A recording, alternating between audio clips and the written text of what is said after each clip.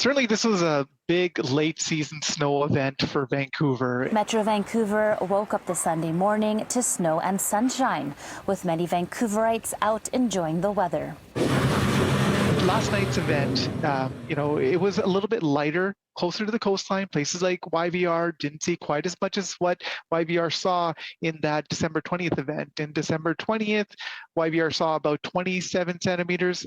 With this event, only about 11 centimeters. It was a little bit varying depending on your elevation, your proximity to the coastline, and such like that. To prevent winter storm fallout, the City of Vancouver treated major routes ahead of the snowfall. Our crews have been actively out there they were doing pre-treatments in advance of the event. Then once the snow starts to fall, their plows down.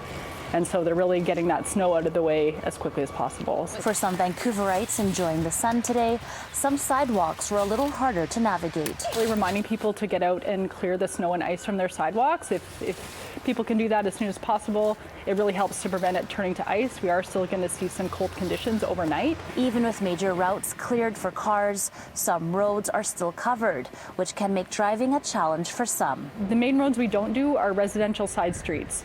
And so there are some residential streets that we do if they're adjacent to a school or a hospital, or there's some significant hills on residential streets that we do treatments on those. Christine Maynor from Young Drivers of Canada says to always give yourself extra travel time when driving on snow and ice, and to take it slow. But if you hit a patch of ice and you can't brake, look for a place to be able to maneuver your car towards snow, because snow will give you better traction. Better to go toward the median or toward the curb than to have to go through a busy intersection. Our climate here in Vancouver, we generally have a lot of wet snow, and when it gets compacted, especially on the side roads, it becomes ice. So definitely if the temperatures drop tonight, they can definitely go to icy conditions and be icier on the side roads as well. Young Drivers of Canada says it's important to make sure you clear your entire car, including head and tail lights, and especially the roof, because if you have to brake hard, the snow on the roof can slide onto your windshield and cause visibility issues.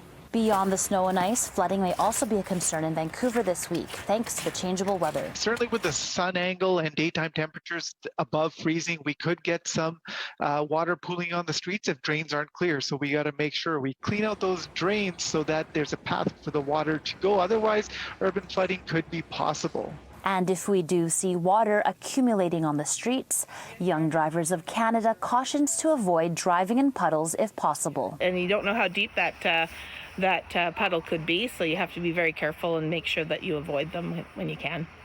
In Vancouver, Angela Bauer, City News.